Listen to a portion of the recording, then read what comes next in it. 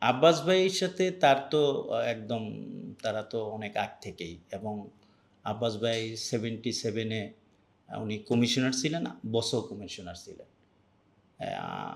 খোকা সাহেবও কমিশনার ছিলেন। একসাথেই তারা কিন্তু ঢাকা সিটি কর্পোরেশন তখন হাসনাত সাহেব মেয়র ছিলেন।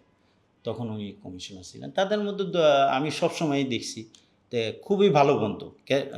যেমন একটা উদাহরণ দিলেই বুঝবেন। ইউনাইটেডে যখন উনি ভর্তি হইল, ইউনাইটেডে ভর্তি হওয়ার পরে উনি আসছে। আব্বাস ভাই তাকে দেখে শোনার সাথে, সাথে ভর্তির মনে হয় যে ঘন্টা ২-৩ পরেই উনি আসছে।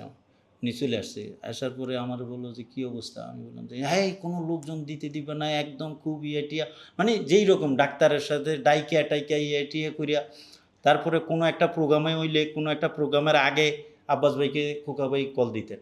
"আব্বাস এরকম একটা ইয়ে করতে চাই, তোমার তো সহযোগিতা লাগবে।"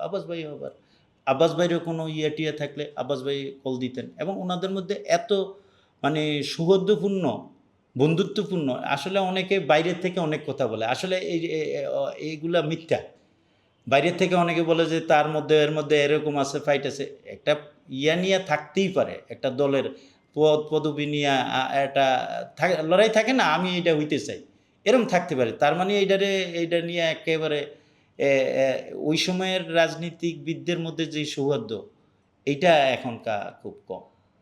আর বিশেষ করে আব্বাস ভাই আর ইয়ের মধ্যে যখন যেকোনো বিপদ, যেকোনো ইয়ার সময় তারা পরামর্শ করত ২ জনে।